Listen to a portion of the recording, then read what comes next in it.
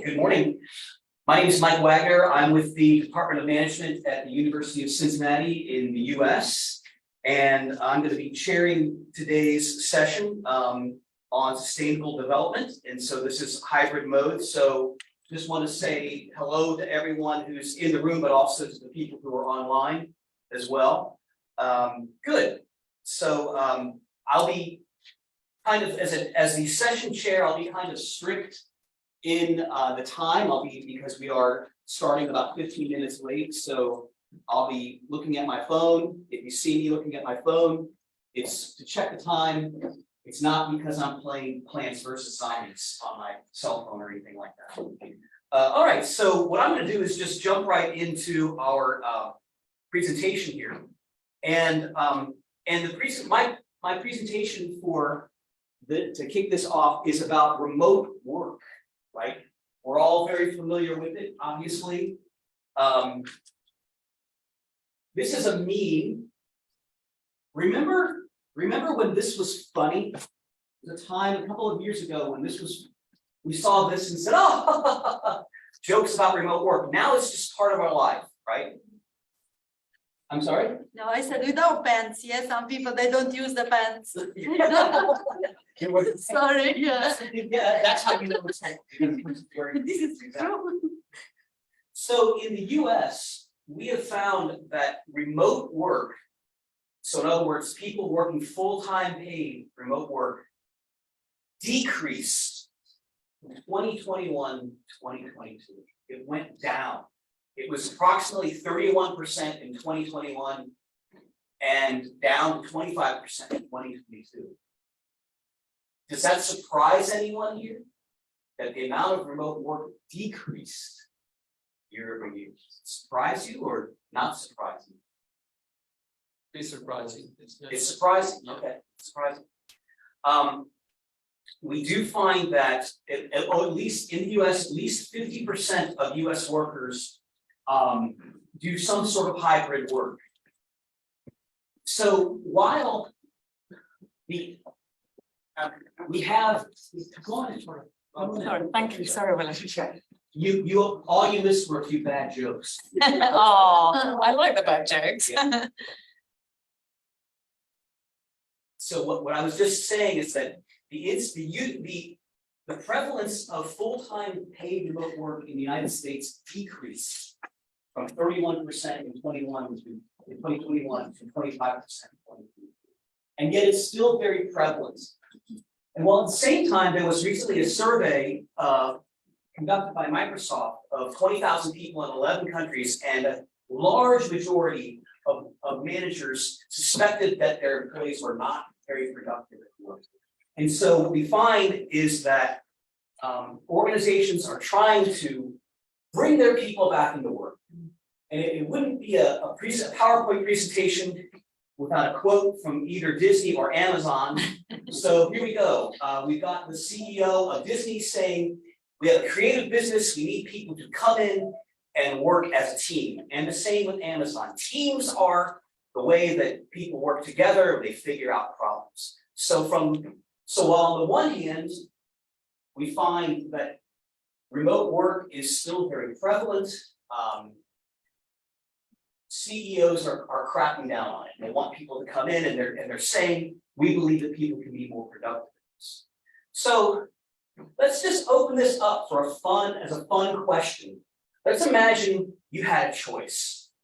Your first one choice would be you can commute to work.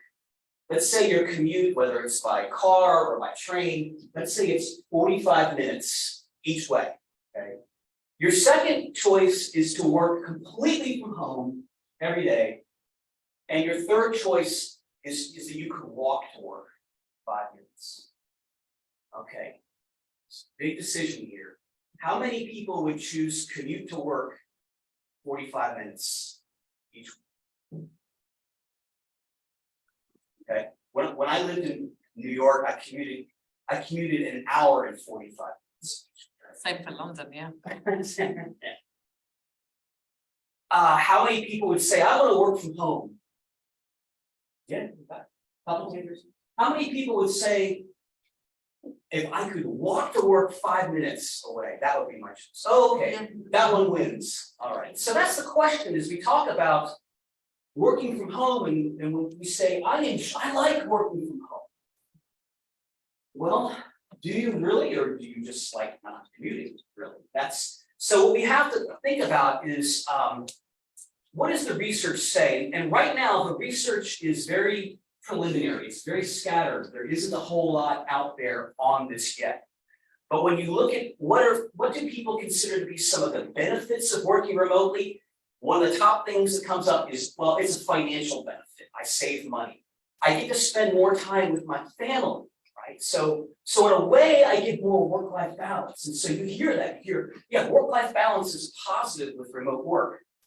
Flexibility, freedom to address casualty. We were just talking before about how I would not want to invest in pants, right now, right? It's just not a great investment, but maybe, nice dress shirts would be something good to invest in. And lower stress in some areas of life.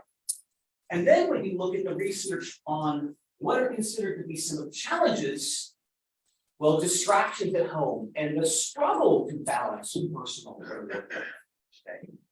And there was recently an interesting study which looked at some psychological mediators of the relationship between working from home and employee performance. And what was found was that if working from home resulted in people feeling isolated and cynical about their work, they actually performed worse because of it. So if working from home results in cynicism about your work, that was related to lower task performance. And in some cases, people said that if I'm working from home, I have to work longer hours in order to show my boss that I'm not goofing around. So what's the deal? Is it good or is it bad? Do we have does it make us more productive? Does it make us more engaged, or the opposite? Does it make us less productive and less engaged? And so another interesting study that came out recently looked at the relationship of social support, and what they found was that working from home was related with better employee well-being, better employee attitudes, if the employer provided social support for employees. And so social support is something that you read about in the stress literature. It's just basically how does the organization provide opportunities to support, to provide assistance to employees, give them advice on how to manage through various conflicts. So keeping my eye on the clock here, so in your institution, what kind of social support do you offer to remote employees? And do they take advantage of it? So at the University of Cincinnati in the Department of Management, I'm gonna admit I'm on the naughty list here. We have remote coffee hours, and I've never been to one. And I love my colleagues, but I've never been to one of our remote coffee hours. It just doesn't sound like a lot of fun. But what about you? What do you think? Do you have what kinds of social support do your institutions provide to employees who work remote, and do they take advantage of it? They said I had to make this fun, so that's yes. For education institution, I didn't experience that, even when I was working from home during the COVID-19. Just the support, the well-being support, being assured that the staff member is well taken care of, no COVID member in the family, and so on. This is something I experienced. But at the same time, I had my son at home who's working for P&G, Procter & Gamble, Cairo. He graduated from Manchester and got the job 1 year before the COVID. So he was actually a new employee. And the amount of support that I've seen, stuff coming to my home, Scrabble game, for example. Do you play Scrabble in P&G? And he said, no, this is like just to entertain members in the family while they are home. And like sessions per week, twice per week, to talk about what they feel if somebody is sick at home or if he's risking, and when he had COVID himself. And the amount of support that I've seen was incredible. I've never seen it before, and I don't know what Procter & Gamble does. I mean, So it's interesting, the Scrabble game is interesting, it's like recognizing that he's a person, right? And that the people are right, and that they need to have fun. Did someone raise their hand over here? Yeah, David. Yeah, I think by definition, we're social animals. And really, because we sort of interact, we need that interaction. And I feel with working remotely, you become an island, isolated. So whether you like it or not, it's by definition, you're forcing yourself into an isolated environment. The downside to that, of course, is breaking up the fabric of the organization. And that's how I see the downside to it. Yeah. So there's enablers and blockers to both. And and of course what it's created here in the UK is if you go into London, where it's 10 years ago it used to be hustle bustle and businesses, small businesses that used to rely on normal footfall, coffee shops, etc., sandwich bars, etc. Most of them have gone out of business, and offices now are just ghost towns. So the idea of trying to get people back into the office, I think is going to be, it's going to take some convincing, because they've now got so used to working remotely. They've interacted now more with their family, so that's now taken over as a priority. Where's it going to go? How do you it's Chris. The uni I joined sort of 18 months ago has actually taken a really interesting, completely different approach to it. There's obviously, like, if you need to go face to face to teach, you come into face to face. But the rest of the time, they've essentially rolled the clock. So they've gone, we don't care if you do your work at 7 in the morning or 7 in the evening or midnight, provided you do it. And then, which then sort of, in terms of socializing, actually then allows you to socialize, say, with friends over a coffee or something. Providing you're not in a meeting, you can say, right, we'll have a coffee at 12. I haven't got a meeting till 3. I can just work an hour later to catch up. So they've taken the other way. They've gone, right, we're all scattered all over the country, so we can't talk via Zoom, but you can all talk to your own individual networks where you are and done it that way, which I think is a really nice way to do it. Okay, so there's still some interaction. Yeah, it's just you interact with your own personal circles more rather than work colleagues face to face because they're all over the place. Good, thank you. Yeah. Now, one of my questions was, I was reading some literature, some comments. So, do you have any update on what is the most productive, working from home or in the office? Any productivity this last year? I know there's starting to be some research coming out on that. I'm not too familiar with it.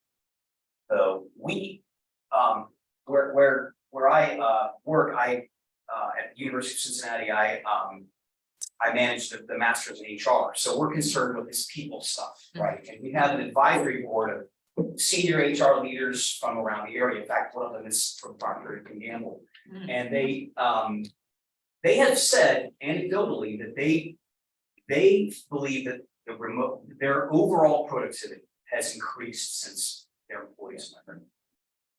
And this is something we have just found, but there hasn't really been a study on it yet.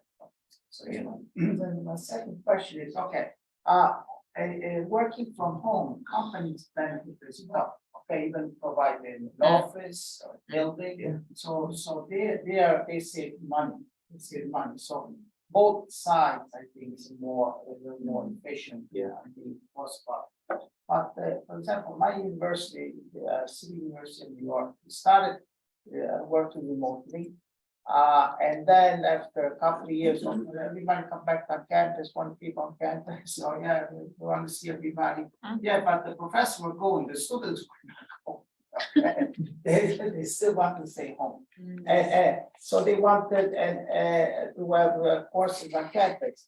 And now it's better, since students want to stay home, let's go more remotely, okay? Because it's more efficient for students working, so they also we change again. So the pendulum is changing. It's a great question, and it really brings us to our last slide. Which, getting to what you just said. So let's imagine you're the CEO. Would you require people? So you mentioned the professors have the choice, right, of whether come in, correct? No, at the beginning, we did not, okay, when You once we came in, but the students were not coming, so then we switched, okay, let's have more courses online. Okay, Because students were not. Okay. The campus was empty. well, let's, mandates. Do you require people to come back or not? There's a lot of recommendations to not have mandates and what, you know, David just asked us a moment ago, can you even encourage people to come back? And in my discussions with this advisory board, with these senior HR leaders, one trend that they found was that they did not have mandates at first. What they said was, we're going to leave it up to you and your manager to work it out.